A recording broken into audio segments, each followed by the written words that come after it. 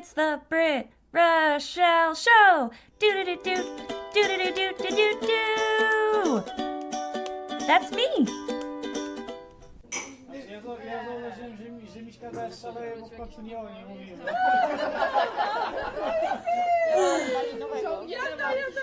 Are you a Disney adult that can't quite afford the cost of Golden Oaks or hasn't gotten your email to the Story Living by Disney experience yet? Have you ever gone to the Disney parks and just never wanted to leave? Well, then let's take a drive. Lay our blankets down for a picnic and take a nap, because it's time to venture to Disney Dreamlight Valley.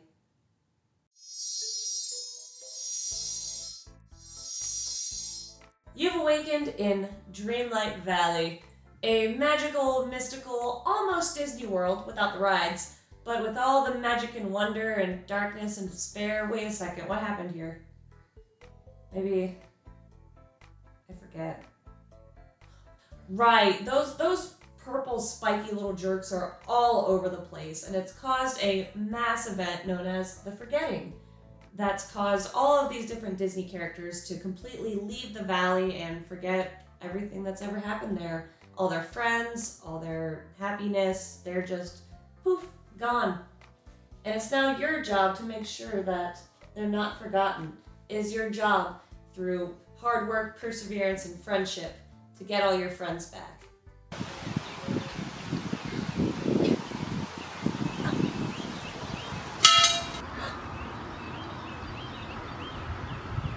A memory!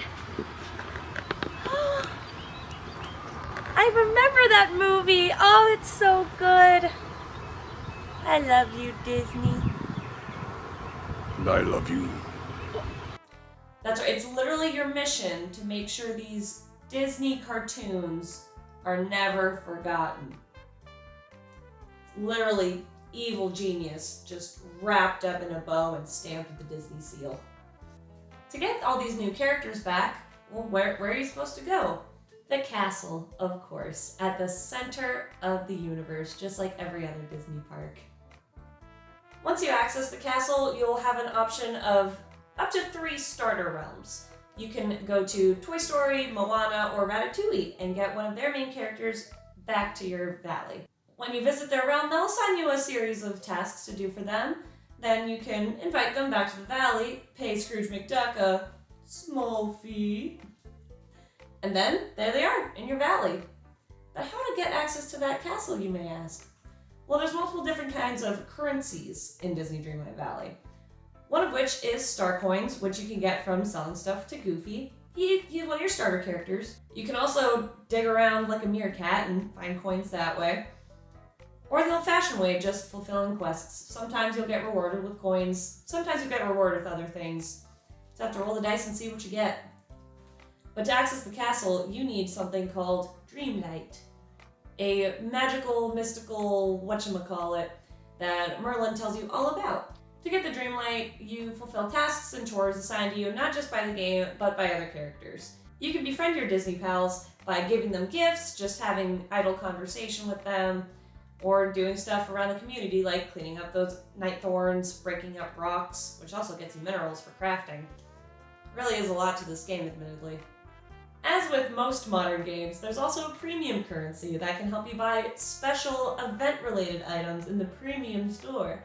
You do start out with a fixed amount, but you can also just find them at random. It's a low chance, but I found some.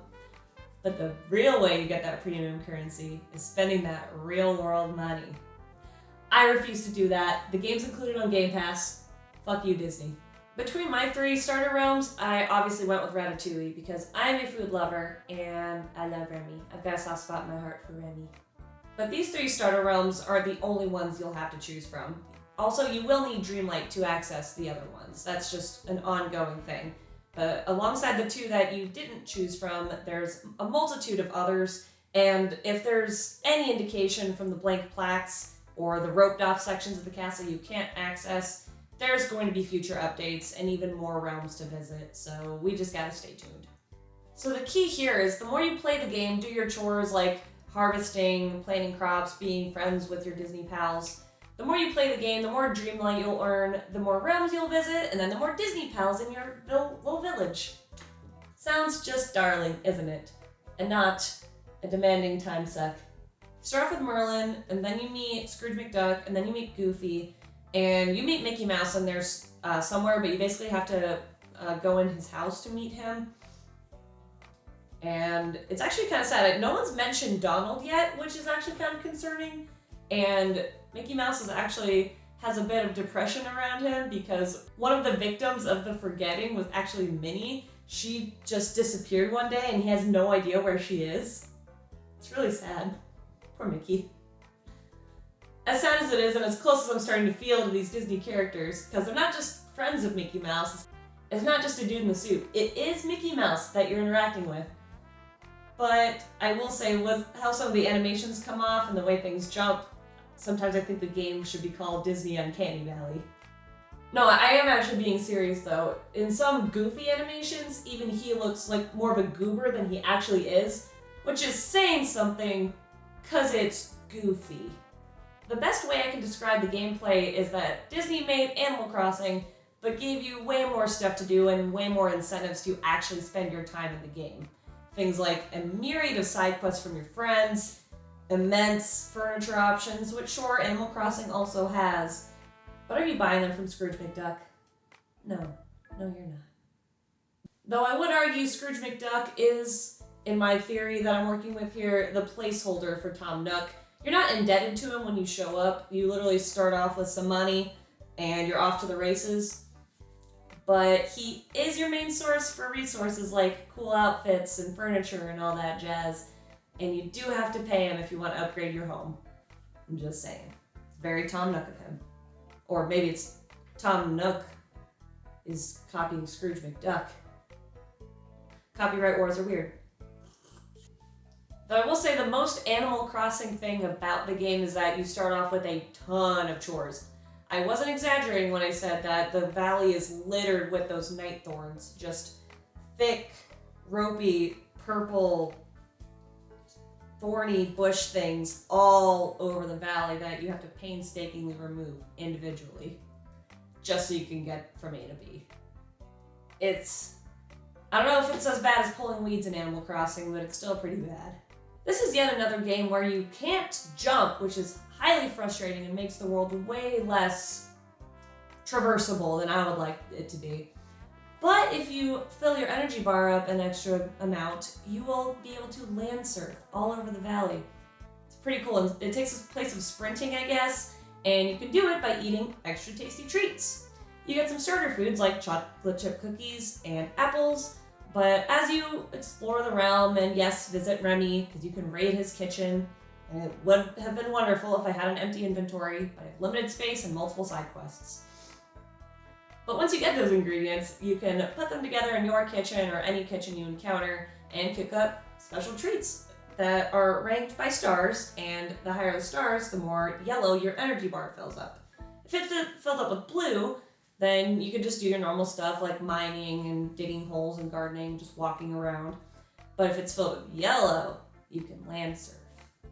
And if it's empty, you don't get to do anything. I'm pretty sure you just pass out and get sent back to your house.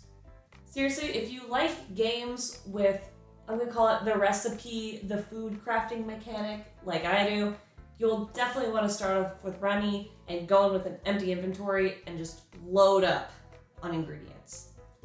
Unfortunately, that is also easier said than done, because off the get you'll notice there are tons of side quests. I think right now I'm on 3 different quests from Merlin, 2 from Mickey Mouse, 2 or 3 from Scrooge, and Remy. Each new character has their own side quest, and there's a lot going on. You do start off with limited inventory space. You get some extra inventory space in your home. That only expands when you expand your house, which you can only get to by getting to a certain point in Scrooge's quest line. It's a lot of work. I'm only 3 hours deep, and I can already feel just the energy of how much I'm going to give into this game. I do believe I mentioned earlier about the empty plaques on the doors inside the castle that lead to extra realms. That's just further indication that the fun in Disney Dreamlight Valley will never end, as they do hold seasonal events and special updates that expand upon the world and give you even more pals to rescue from the forgetting and enter your valley. Oh, best of all, the customizations in this game are actually pretty sick. You do start with customizing your own character from head to toe. There's a lot of different color options, a lot of different hair options, face paint, all that other stuff. You can even give yourself snake eyes, which I thought was cool. The Mickey Mouse pupil eyes were a bit freaky, I'll admit. But, you know, I'm already giving over my soul to Dear Leader the Mouse, so maybe I should have just gone with it. Now, the premise of the game is cute, but I would say a bit questionable. Say you fall asleep in a picnic, you're doing your Disney thing. Good thing you don't have to worry about something pesky like waking up, right?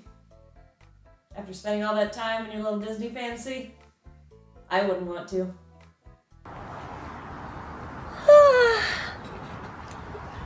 Well, that was a lovely Disney dream. How long have I been here? Where's my family? Do I have to get a job now? Screw that, I'm going back to Dreamland.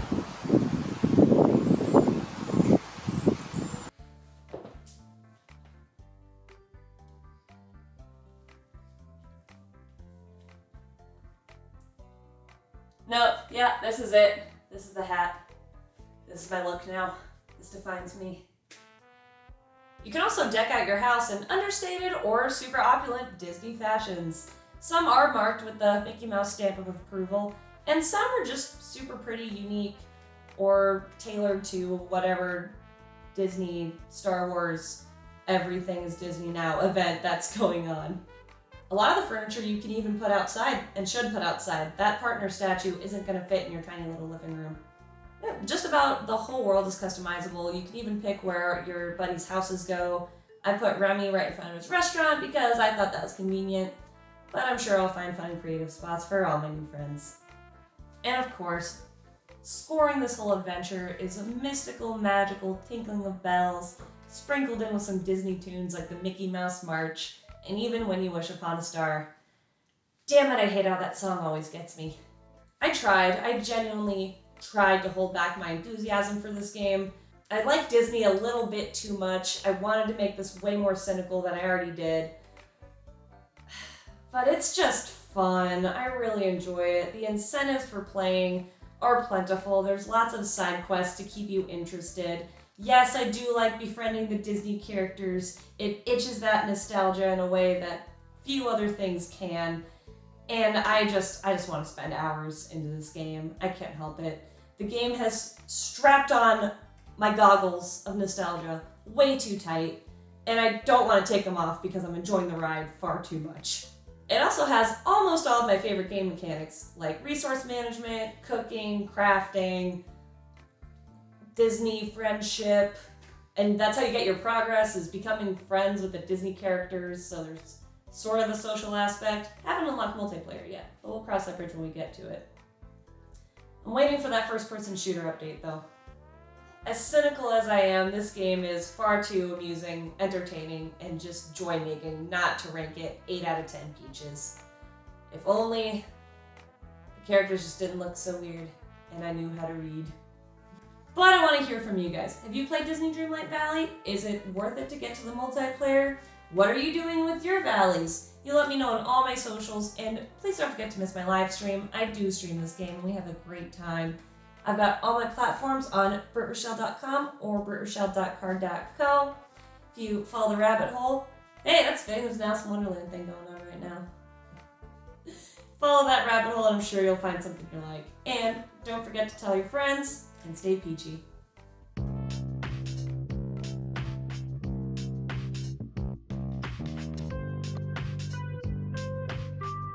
1 minute you're playing first-person shooter games like Doom and Tom Clancy. Now I'm sucking down Darjeeling with Stitch and Marie and Pluto. And am I even a real gamer anymore?